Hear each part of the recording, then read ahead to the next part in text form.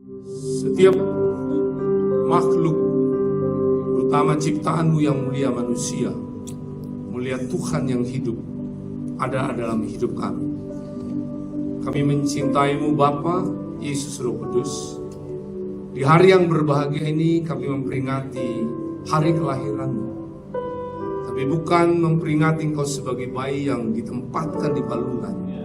Tapi engkau adalah Raja segala Raja.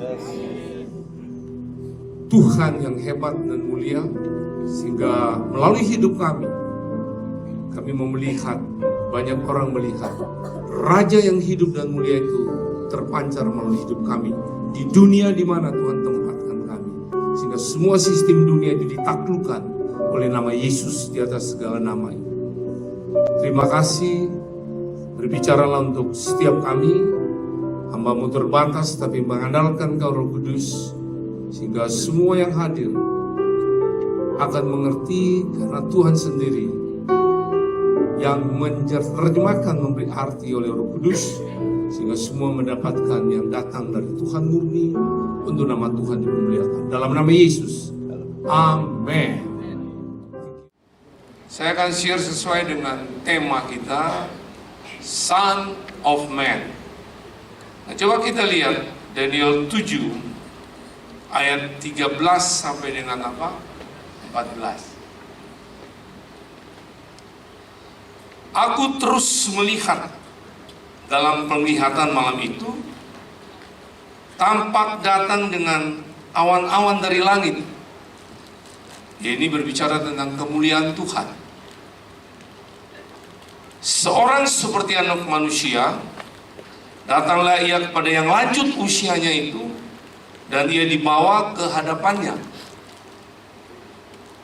Anak manusia di Son of Man, Barenas, yaitu artinya dari bahasa Inggrisnya the man child, anak manusia.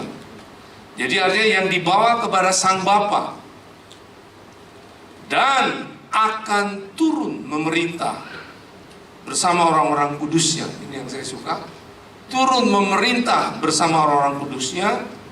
Nah, ayat 14, ia diberikan kehormatan dan kekuasaan sebagai raja, sehingga orang-orang dari segala bangsa, suku bangsa dan bahasa mengabdi kepadanya. Kekuasaannya akan bertahan selama-lamanya, kekal.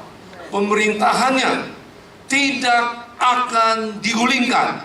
Kerajaannya tetap kekal selamanya. Saudara harus bangga sebagai warga kerajaan Allah. Nah, bicara kerajaan 1000 tahun itu, mungkin bisa bantu saya. Saudara bisa lihat dalam Wahyu 20 ayat 1 sampai 6. Jadi, saudara baca di rumah. Saya bacakan cuma ayat 6. Berbahagia dan kuduslah ia yang mendapat bagian dalam kebangkitan pertama itu. Kematian yang kedua tidak berkuasa lagi atas mereka, tapi mereka akan menjadi imam-imam Allah dan Kristus, dan mereka akan memerintah sebagai raja bersama-sama dengan dia 1000 tahun lamanya. Tangan bagi dia sang raja. Karena Natal di Natal ini. Makanya saudara di bumi ini, mari saudara hiduplah selalu dalam kebenaran, mati nanti mengalami suatu peralihan, pindah ke rumah Bapa, sorga. Sorga bukan tujuan akhir kita. Katakan, bukan tujuan akhir kita. Cuma tempat transit. Katakan, tempat transit.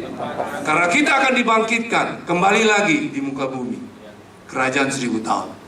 Ini penglihatan Daniel, penafsiran, terjadi atau tidak kita tidak usah peduli. Bagi saya ini firman Tuhan.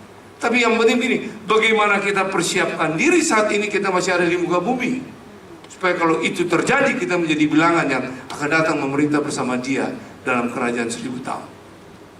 Makanya kita lihat, sejak Yesus lahir di muka bumi, dia hidup, dia bergaul sampai dia mati, di saat dia bangkit, kita dibangkitkan. Nah, apa yang perlu kita memajukan kebudayaan kerajaan Allah yang dia wariskan pada kita? Yang perlu dipikirkan akan dapat memerintah bersama Yesus Kristus Tuhan, memajukan atau memperluaskan budaya kerajaan Allah, yaitu dengan jurus 5G. Haleluya. Are you ready? Selagi masih hidup. G yang pertama, jurus yang pertama, kita lihat, yaitu gaya hidup bersyukur. Katakan gaya hidup bersyukur. Ini dasar yang Yesus wariskan untuk saudara majukan budaya ini. Ya. Gaya hidup bersyukur itu kita bisa lihat di dalam Yohanes 11 ayat yang ke-39 sampai dengan 44. Nah, saya akan partner dengan salah satu anak-anak yang saya bina. Dia ini dari suatu desa. Ya. Desanya itu desa Pondan, yaitu Sobol. Saudara tidak tahu, itu tidak ada di peta.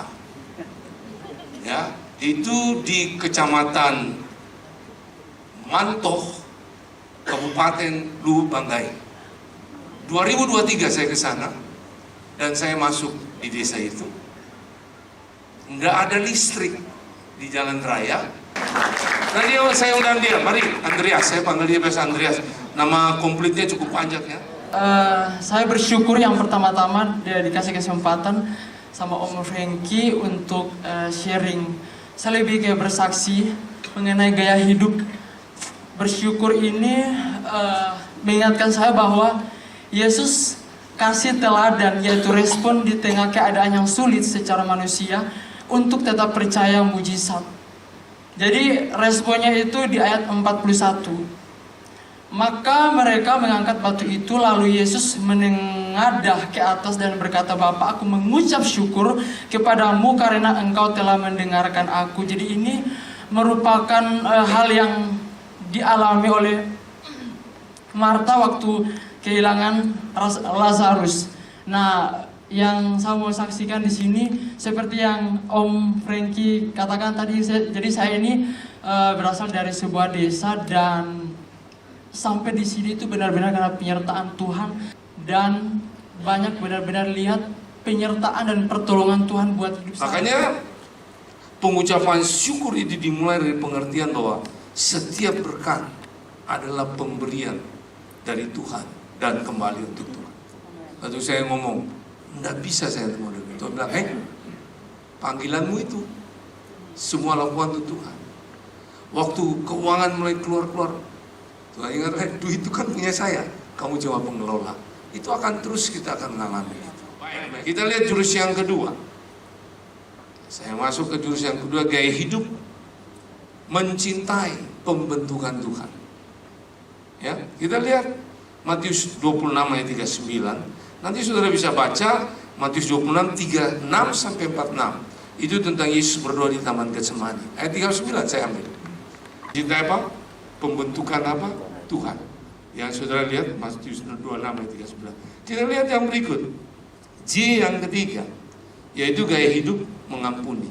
Lukas 23 ayat 34. Ini semua hal-hal dasar yang ditinggalkan. Ya, tapi kita seringkali lupa. Ya, banyak anak-anak yang saya bina juga setelah duduk enak lupa semua itu. Siapa dia dari dulu?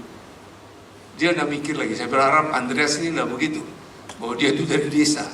Jadi jangan sampai lupa siapa dia. Dan saya tahu orang tuanya bagaimana. Sangat susah. Ya, tapi kalau sampai Tuhan buat itu, kita ingat. Saya ini selalu ingat. Siapa saya dulu? Anak terbuang. Yohanes 19 ayat 30. Sesudah Yesus minum anggur asam itu, berkatalah ia, sudah selesai.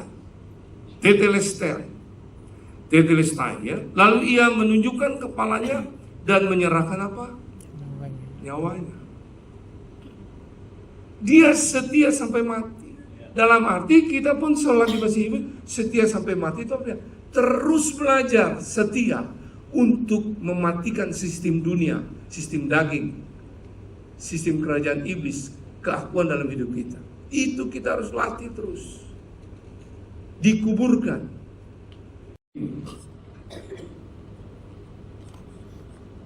Dengan tidak mencari kepentingan sendiri atau puji-pujian yang sia-sia. Sebaliknya hendaklah dengan rendah hati yang seorang menganggap yang lain lebih utama pada diri sendiri. Ayat 4. Waktu kita memberi apa yang kita miliki, itu artinya kita sedang menyatakan bahwa Tuhan adalah penyediaan bagi hidup kita, bukan kita. Dalam hal spiritual, jiwa yang ada di kantong kita, bukan itu. Kemurahan hati itu mengenai apa yang ada di hati kita. Itu sumber segala-galanya. Jadi kadang-kadang selalu berlawanan harus. Saya rasa ini yang saya bisa share dengan saudara di Natal ini. Bukan lagi dia sebagai bayi yang ditaruh di dalam palungan, di kandang, ditempatkan palungan. Tapi kita mulai tujuan, kita mau datang nanti kembali memerintah bersama dia di kerajaan 1000 tahun. Makanya saya lagi hidup ini, mari budaya-budaya yang dia sebagai raja yang tadi ditinggalkan. Kalau sudah lihat dalam fragmen tadi ada 2 anak itu tanya, raja mana? Raja inilah yang saya jelaskan, namanya Yesus. Budaya ini yang harus saudara majukan, saudara praktek. Budaya apa itu yang perlu disiapkan agar kita dapat adalah jurus 5G, gaya hidup bersyukur, gaya hidup mencintai Tuhan, gaya hidup mengampuni, gaya hidup setia sampai mati, gaya hidup mendahulukan orang lain. 5G. Jesus love you abundantly. Tuhan Yesus memberkati.